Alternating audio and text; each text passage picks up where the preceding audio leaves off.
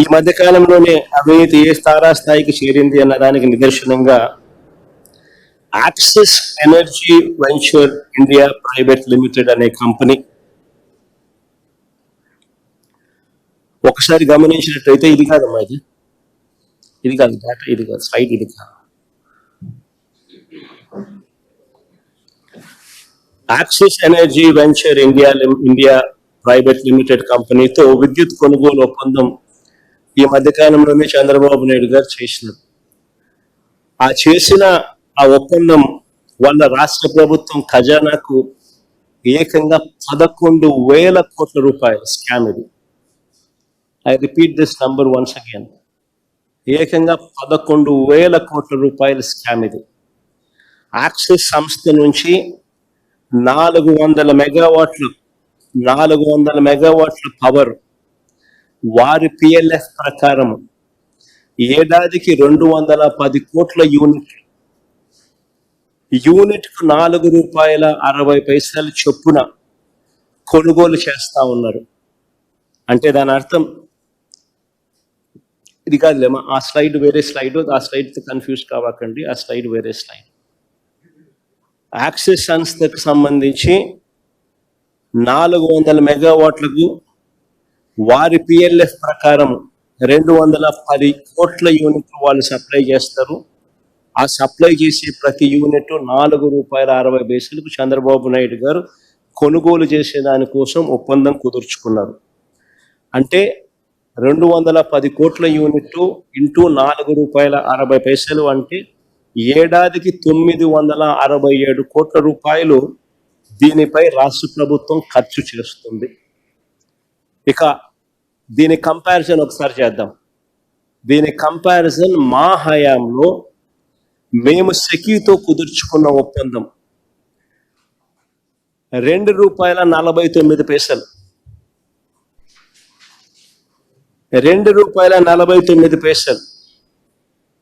₹2.49తో compare చేస్తే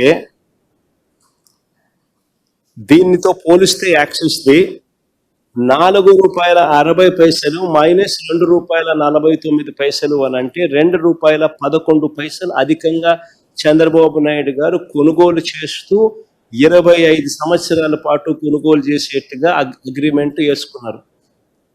అంటే 210 కోట్ల యూనిట్లు ఇంటూ ₹2.11 ఈ వ్యత్యాసంతో మల్టిప్లై చేస్తే సంవత్సరానికి 440 కోట్ల రూపాయల స్కామ్.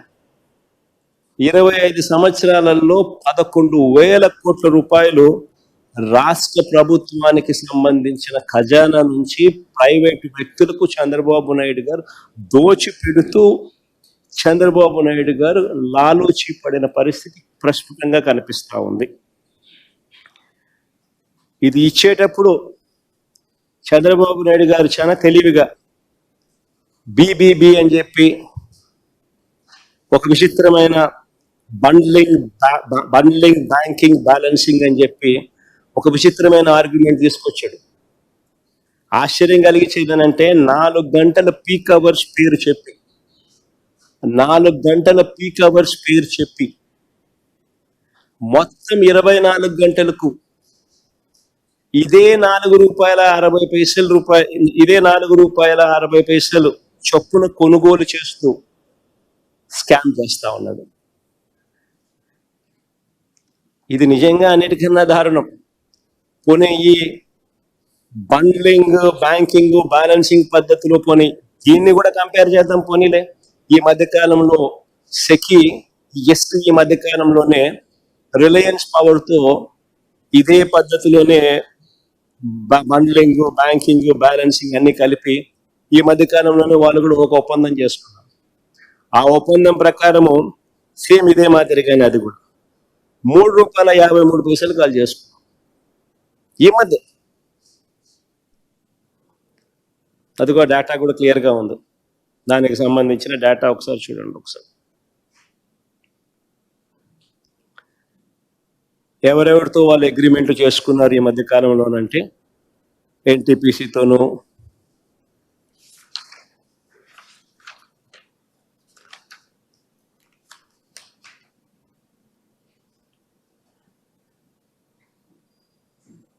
ఇంకా ఏదో 3-4 కంపెనీలు ఏదో రాసినారు.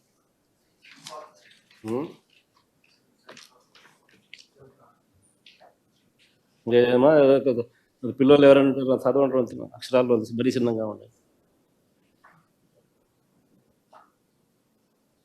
4 కంపెనీలతో, అందులో రిలయన్స్ కూడా ఒకటి, ₹3.53. ఎన్టీపీసీ ఒక పేరు బాగా కనపడుతుంది, ₹3.52.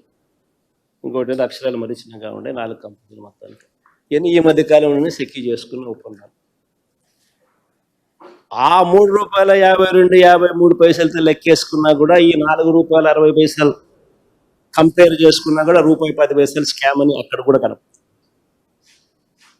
సో ఆ రకంగా చూసుకున్నా కూడా 11,000 కోట్లు కాకపోయినా కనీసం 6,000 కోట్లు ప్రస్ఫుటంగా స్కామ్ అని అందరికీ అర్థమయ్యే విధంగా ఈ మధ్యలో జరిగిన పరిణామాలు చూస్తే ఎవరికైనా కూడా ఇట్టి అర్థమవుతుంది. సో స్కాముల పరంగా ఈ పెద్ద మనిషి ఏ స్థాయిలోకి పోతా ఉన్నాడు అనేది గమనించినట్లయితే ఇవన్నీ కనిపిస్తాయి. మరోవైపున ఇంకా ఆశ్చర్యకరమైన విషయం తెలుసా, మనం చేసుకున్న ₹2.49 వల్ల రాష్ట్ర ప్రభుత్వానికి ఎంత మేలు జరిగింది అని కూడా ఇప్పుడు చూడాల్సిన అవసరం ఉంది. ₹4.60 ఈయన కొనుగోలు చేసి 11,000 కోట్ల రూపాయలు రాష్ట్ర ప్రభుత్వానికి అదనంగా ₹2.49 ₹4.60 మధ్య ₹2.11 వ్యత్యాసం వల్ల 11,000 కోట్ల రూపాయలు 25 ఏళ్లలో చంద్రబాబు నాయుడు గారు రాష్ట్ర ప్రభుత్వం మీద స్కాములు చేస్తూ బర్డన్ మోపితే, స్కాములు చేస్తూ భారం మోపితే, మేము ₹2.49 సెక్యూతో మేము చేసుకున్న ఒప్పందం వల్ల రాష్ట్ర ప్రభుత్వానికి 7,000 మెగావాట్లు అంటే 17,000 మిలియన్ యూనిట్లు ఇంటూ చంద్రబాబు నాయుడు గారు చెల్లిస్తా ఉన్న ₹4.60 మైనస్ ₹2.49 అంటే ఆ ₹2.11 సేవింగ్స్ కింద తీసుకుంటే 17,000 మిలియన్ యూనిట్లు అంటే 1,700 కోట్ల యూనిట్లు ఇంటూ ₹2.11 అంటే సంవత్సరానికి 3,587 కోట్లు. 25 సంవత్సరాలలో 89,675 కోట్ల రూపాయలు రాష్ట్ర ప్రభుత్వానికి మేము ఆదా చేస్తాం. వర్సెస్ చంద్రబాబు నాయుడు ఆయన చేసిన పీపీఏల వల్ల, ఆయన చేసిన పీపీఏ వల్ల 11,000 కోట్ల రూపాయలు అదనంగా ఆయన ఖర్చు చేయబోతా ఉన్నాడు. అయినా రాష్ట్ర ప్రభుత్వానికి ఇంత మంచి చేస్తూ ఒక చారిత్రాత్మక నిర్ణయం మనం తీసుకుంటే అయినా వక్ర భాష్యాలు ఎలా ఉంటాయి అనేది ఈ మధ్యకాలంలోనే ఆశ్చర్యం కలిగించే విషయాలు చూస్తాం. ఈనాడులో ఒక కథ చూసినాం. ఈనాడులో కథ ఈ మధ్యకాలంలో చూసినాం. ఈనాడు కథ ఇది ఒకసారి చూడండి. సెకీ ఒప్పందానికి సన్మానం జరిగింది అని చెప్పి నా ఫోటో పెట్టాడు. సీఎండీని తొలగిస్తూ కేంద్రం ఆకస్మిక నిర్ణయం, జగన్ ప్రభుత్వంతో ఒప్పందంపై వచ్చిన ఆరోపణలే పరోక్ష కారణం అని చెప్పి ఈనాడు రాస్తుంది. నిజంగా ఈ వార్త చూసిన తర్వాత ఈనాడు అనే పేపరు నిజంగా టాయిలెట్ పేపర్కి ఎక్కువ, టిష్యూ పేపర్కు తక్కువ. అదొక పేపరా, పేపర్ పట్టిన పీడన. అబద్ధాలు రాయడానికి అయినా కానీ హద్దు పొద్దు ఉండాలి. కారణం ఏమిటి అని అంటే, ఏపీతో సెకీ ఒప్పందం ఎప్పుడు చేసుకుంది? ఏపీతో సెకీ ఒప్పందం ఒకసారి చూపించిన ఒకసారి. ఏపీతో సెకీ చేసుకున్న ఒప్పందం ఆ డేట్ ఒకసారి చూడండి.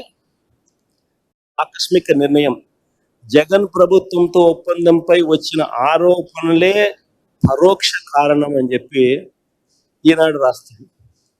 నిజంగా ఈ వార్త చూసిన తర్వాత ఈనాడు అనే పేపరు నిజంగా టాయిలెట్ పేపర్కి ఎక్కువ, టిష్యూ పేపర్కు తక్కువ. అదొక పేపరా, పేపర్ పట్టిన పీడన. అబద్ధాలు రాయడానికి అయినా కానీ హద్దు పొద్దు ఉండాలి. కారణం ఏమిటి అని అంటే, ఏపీతో సెకీ ఒప్పందం ఎప్పుడు చేసుకుంది? ఏపీతో సెకీ ఒప్పందం ఒకసారి చూపించిన ఒకసారి. ఏపీతో సెకీ చేసుకున్న ఒప్పందం ఆ డేట్ ఒకసారి చూడండి. 2023లో ఈయన సెకీ చైర్మన్గా ఈయన నియామకం అయితే, ఈ రామేశ్వర్ ప్రసాద్ గుప్తా అనే వ్యక్తి సెకీతో మేము ఒప్పందం చేసుకున్నది, రాష్ట్ర ప్రభుత్వం ఒప్పందం చేసుకునింది 1 డిసెంబర్ 2021. అప్పుడు ఎవడో చైర్మన్, అప్పుడు ఈ మనిషి ఎక్కడ ఉన్నాడో కూడా తెలియదు, అసలు డిపార్ట్మెంట్లో కూడా లేడు. ఈ మనిషే లేడు. ఈ మనిషి ఎప్పుడో 13 జూన్ 2023లో వచ్చినాడు. వచ్చిన ఈ వ్యక్తిని కేంద్ర ప్రభుత్వం ఈ మధ్యకాలంలో తీసేసింది. దానికి దీనికి సంబంధం ఏంటి అంటే, ఏదో సామెత ఉంది చూడు, ఆ? దూడ ఈడి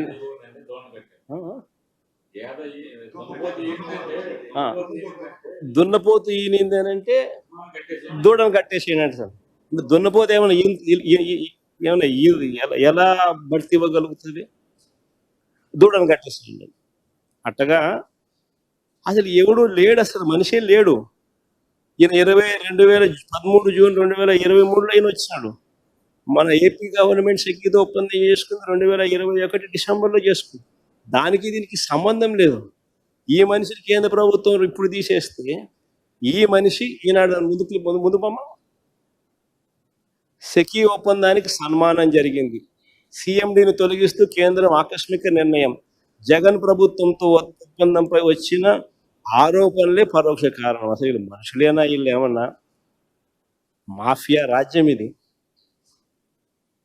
ఈనాడు, ఒక ఆంధ్రజ్యోతి, ఒక TV5, ఒక చంద్రబాబు, ఇది ఒక పేపర్లో వీళ్ళంతా.